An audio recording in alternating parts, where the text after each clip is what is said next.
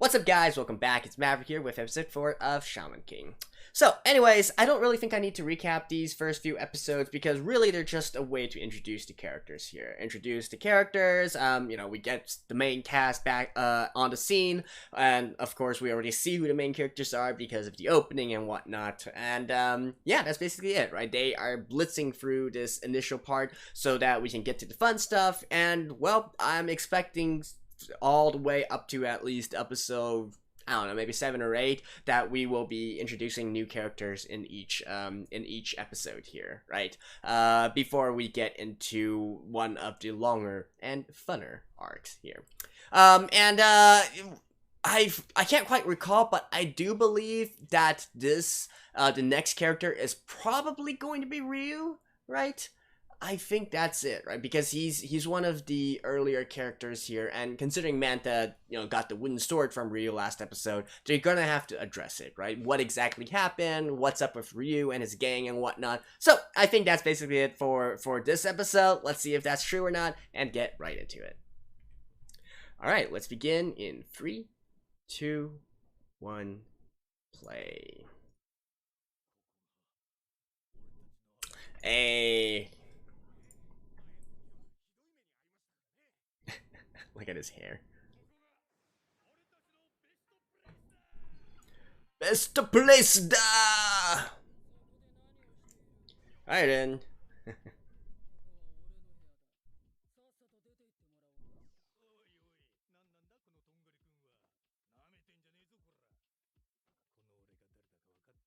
Didn't he already? Oh no, actually he didn't go after them.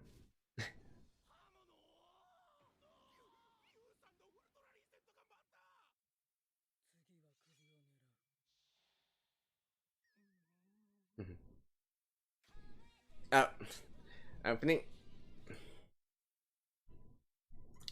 Right. I mean, I guess it does. It isn't really a spoiler or anything, considering we can clearly see him in the opening here, right?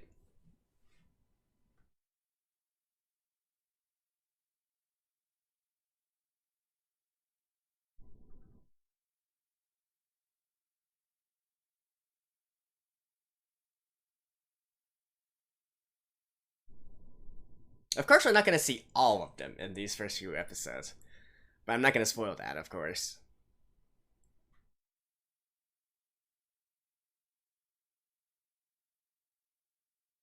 Dun, dun, dun, dun, dun.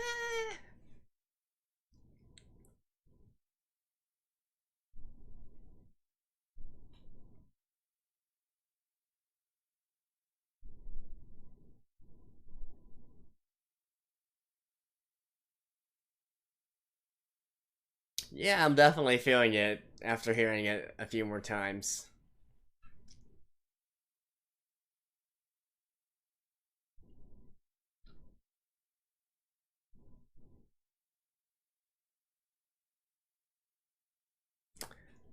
I still feel like, her Hashibara-san's age kind of shows though, but still lit.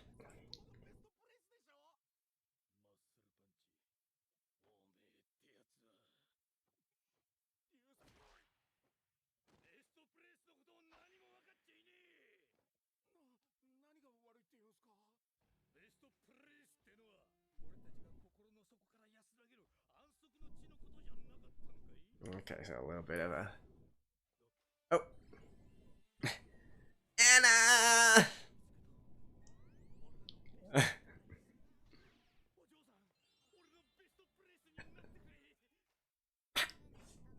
Oh, I guess he isn't. He isn't yet the target of her legendary slaps yet.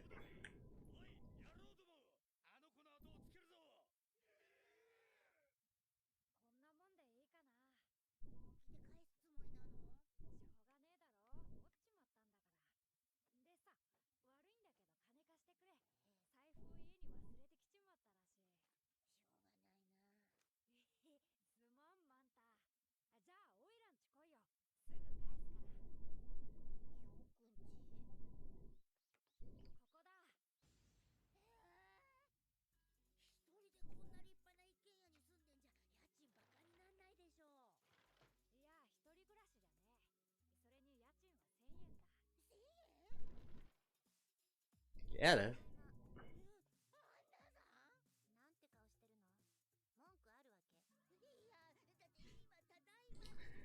Oh, they are fiancé and fiancé.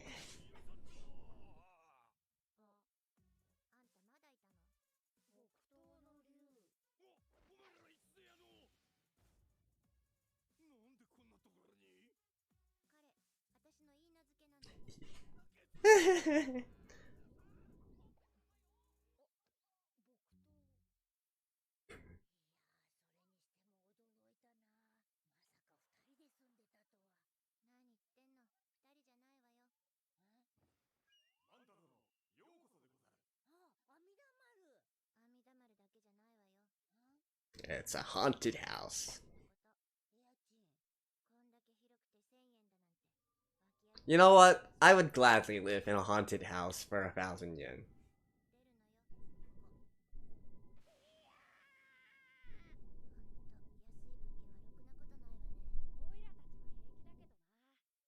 I think the translator made a mistranslation in what Anna said.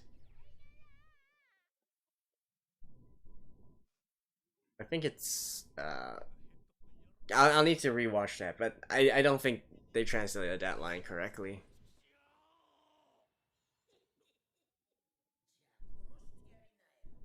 Aha.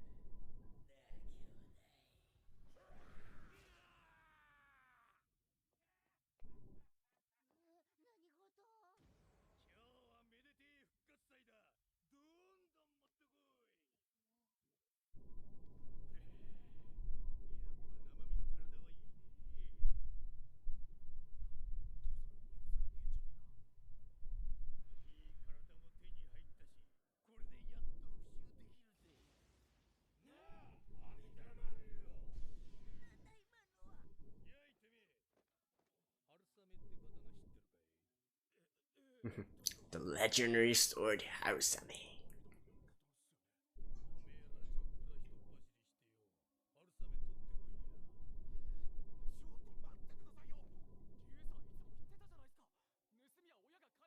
Harusame should be spring rain, right?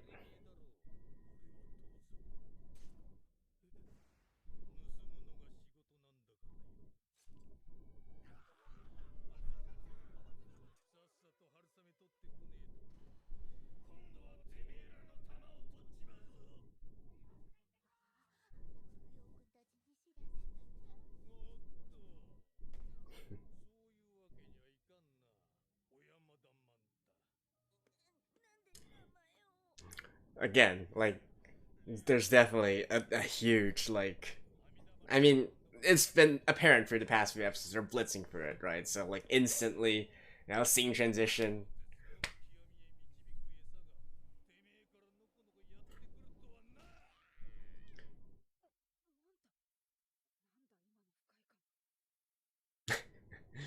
Right as he's taking the piss.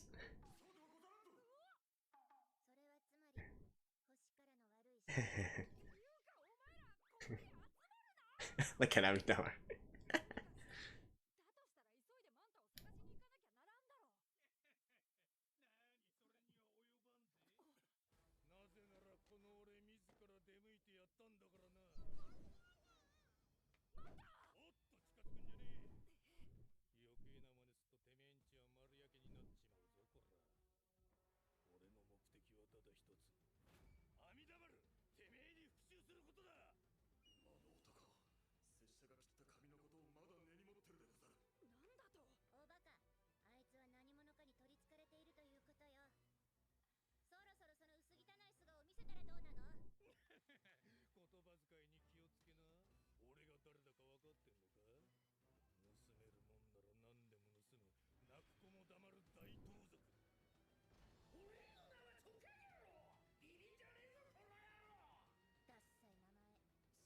It's like, who? I mean, small fry is always small fry.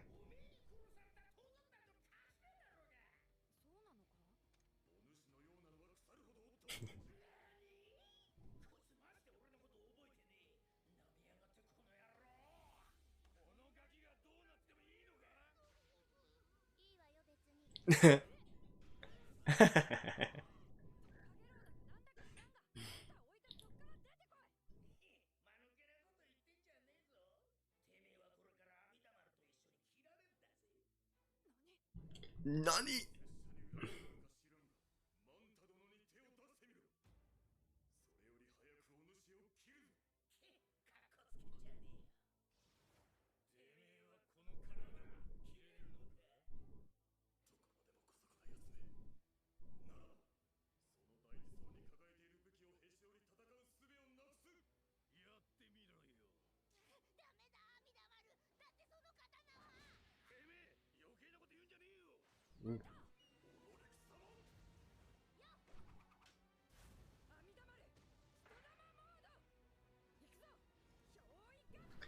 Yo, he got tight.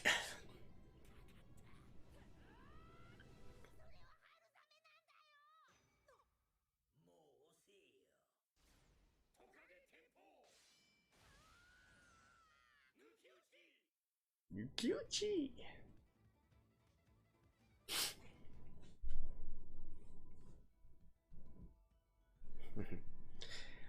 Actually, the full translation would be lizard man. Is what that says.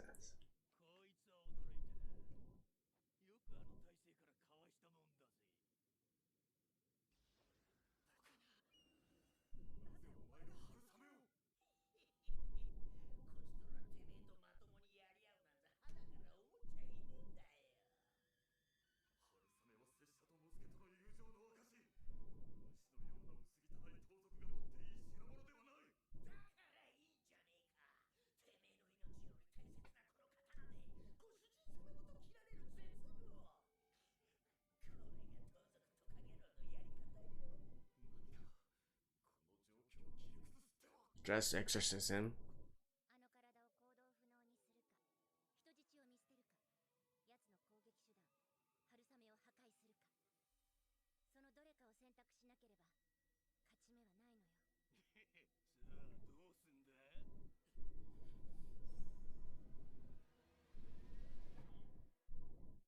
I'll destroy it.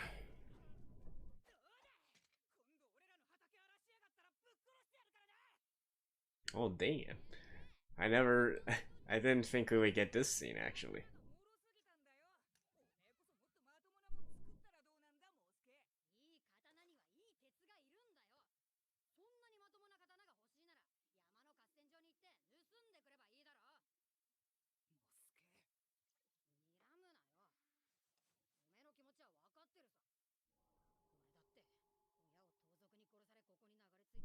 Nose bandits.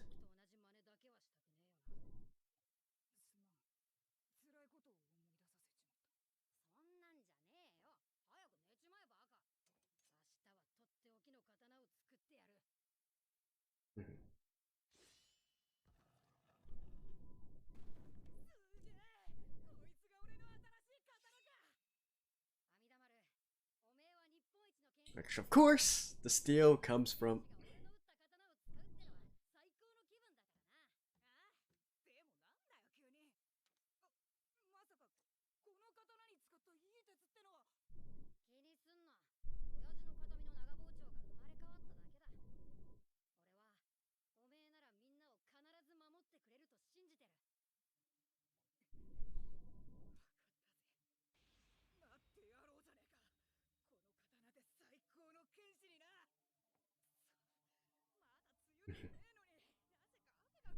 Ah, so cliche.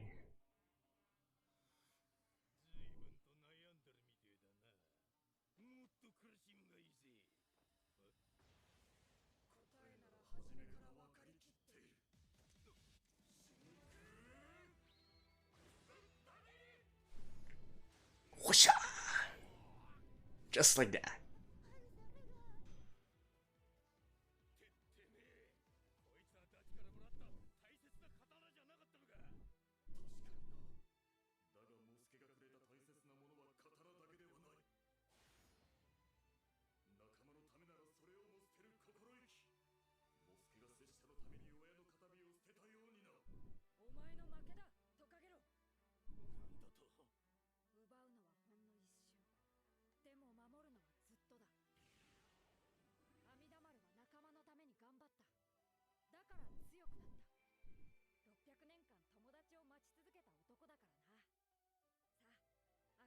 Oh yeah, this part.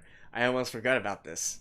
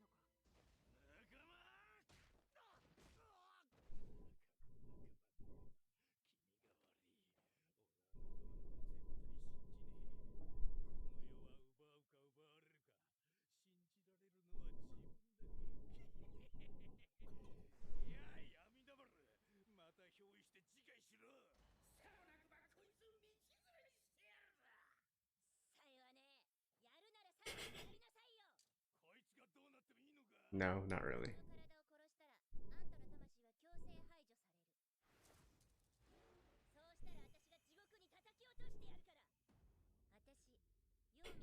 Hey.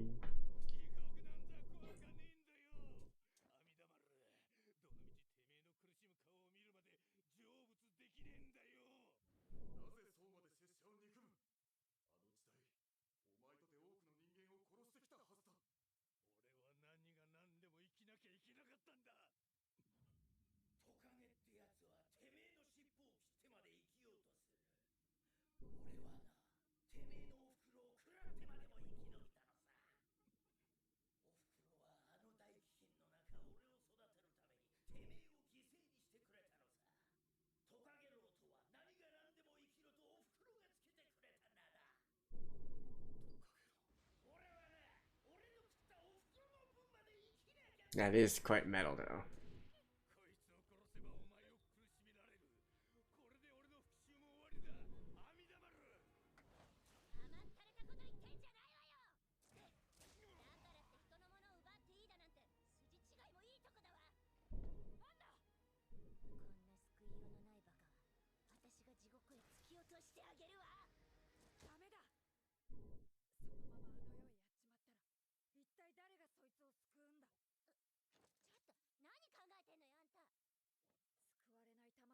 Hmm.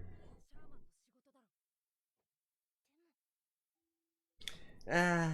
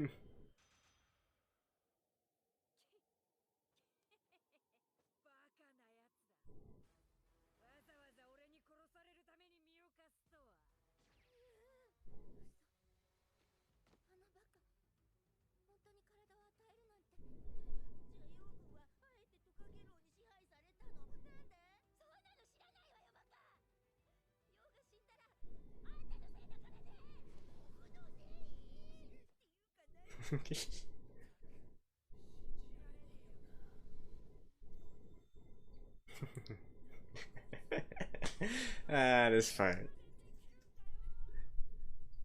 Yo is of course just yo. Honestly, watching this part all sped up and whatnot, it's definitely kind of funny in a lot of ways.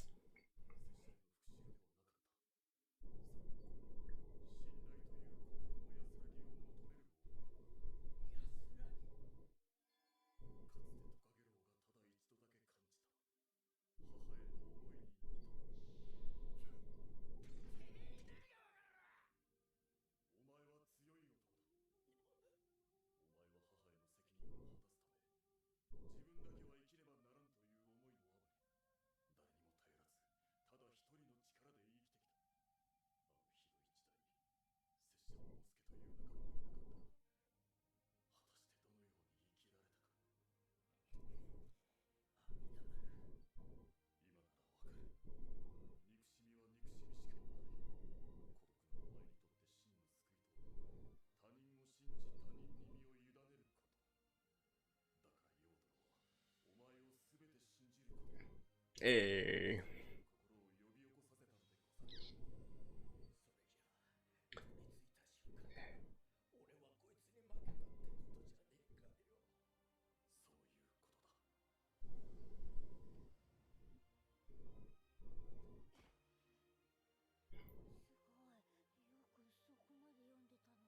No, Anna is not pleased. Go beat him up, Anna.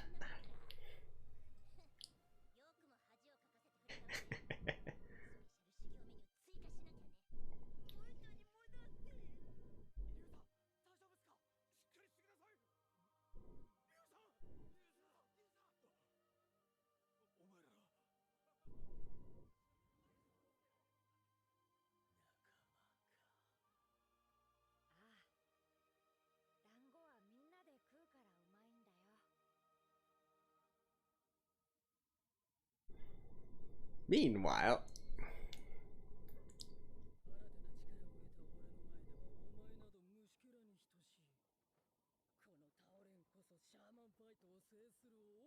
looks like someone leveled up. uh, all right. Anyways, I'll see you guys after this. Alright, guys, so in this episode, even though again it was quite rushed, we can kind of get to see, the extremities that Yo goes to in order to continue his ideals, if you will. So, definitely naive. He definitely falls into this sort of really innocent, really naive kind of protagonist sort of character, but I don't know. To me, it's the difference here is that just because he's so laid back and easygoing about all this, he doesn't really get on my nerves in terms of the ridiculous situations that he gets into. Right? It's more sort of like Anna's reaction to all this, like incredulous that Anna has known Yo for so long already, and yet she still gets surprised by the extremes that Yo would go into, and it's really the same thing here as well, right? And obviously the entire backstory with Ryu and all that. I mean, I think that the point should come across, right? And there was actually mutual respect at the very end there in regards to, how the dude managed to do his utmost to survive under the circumstances because of, a pact that he made with his mother, right? A promise to his mother and whatnot. It definitely kind of, I do feel like it's a pretty neat spin on things, right? Typically, you're with these kinds of characters, you're always like, I just want to survive by all means, right? That's how the typical villain or bad guy, the dialogue goes and whatnot. But here they actually spin it in a way where they make it so it's not as selfish, right? It's actually, it's not as selfish. It actually has bigger meaning behind it, and so I thought that was pretty clever, all things considered. And here, honestly, to me though, probably the highlight is definitely, the scene where they show that Yo and Anna are living together and all that, and you can really get the feeling that they act pretty much like a couple already, right? They pretty much already act like husband and wife, in many aspects and whatnot. So it's always fun for me. And by the way, I think I mentioned that there was a mistranslated part, and in that part, right? So basically, I think the original line was something like "I want to leave this place" or something of that sort, whereas the actual translation would be "This place is haunted." But just, I mean, at the same time, the translator is doing their best, right? I think it's not exactly a group; it's just like one person or whatnot. So thank you, but that one was a little bit wrong. But anyways, beyond that, one thing that really stuck out to me when I was reading this part originally within the manga was also, Anna's breakdown scene as well, right? Which really came out of nowhere, even within the manga, right? So you might think that, oh, okay, because this episode is a little bit rushed and whatnot, Anna's character hasn't been really completely established and whatnot. I mean, it's done its best, and in the limited time that we have known her, which is really just the entirety of one episode, right? Last episode. But beyond that, I think at this point within the manga as well, we've already established that Anna is really the strong, no nonsense woman that's always steel wheeled and whatnot. To see her break down at this point, I was certainly quite surprised within the manga as well, and I'm sure lots of people are surprised and even think that it seems a little bit out of character of sorts in this episode here, right? But that just goes to show, right? I do feel like it's powerful in that it kind of shows, the severity of the situation, as well as, with all the strong front that Anna is putting up, deep down, she still cares about, more than anything else in the world, right? So it has that kind of twofold aspect to it. So still fun for me as well. And anyways, Ryu, well, this is not the last we're gonna see of him, right? Again, this doesn't really count as spoilers, considering the opening and whatnot, so we'll see about that in the future. But, certainly, it seems that the next part, we are going to go up against Ren once again, who apparently has some power-ups, right? So, we got that to look forward to, and yeah, that's basically it for this episode. So, thank you guys, and I will see you guys next time, hopefully a little bit earlier, but honestly, it really depends on the translations I'm using. I might switch to another translator or another fan sub if if the other fan sub also has consistent quality and is a little bit faster, but I think this kind of schedule still works pretty well for me, even though I can't really do it the day it releases, somewhere on Fridays or Saturdays or something of that sort, right? So anyways, I'll see you guys next time, and bye-bye.